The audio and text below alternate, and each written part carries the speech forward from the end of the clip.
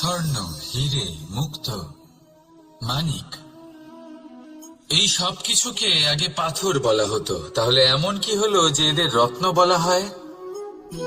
আর রত্ন তা বাস্তবে আসলে কি?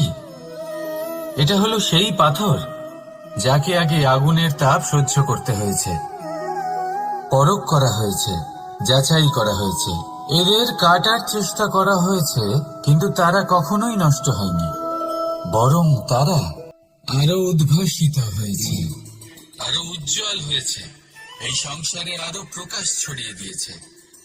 সেই জন্য এরা হলো এত অমূল্য, সেই জন্য এরা হলো বহুমূল্য, সেই জন্য এদের রত্ন বলা হয়।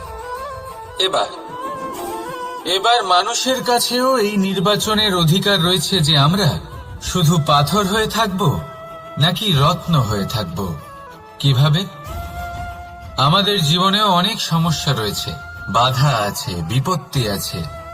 আমরা সেই বাধার তাপে উত্তপ্ত হই, এই সমস্যা আমাদের কাটার চেষ্টা করে।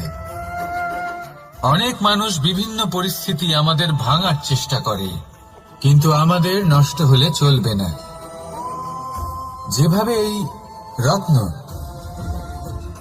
সমস্যার সম্মুখীন হয়ে পাথর থেকে রত্ন হয়েছে, সেইভাবেই আমাদেরও আমাদের সমস্যার সম্মুখীন হয়ে রত্ন হয়ে উঠতে হবে, এই সংসারে প্রকাশের স্রোত হয়ে উঠতে হবে। তাহলে এটাই করুন আর আমার সাথে ভালোবেসে বলুন, রাধা রাধা।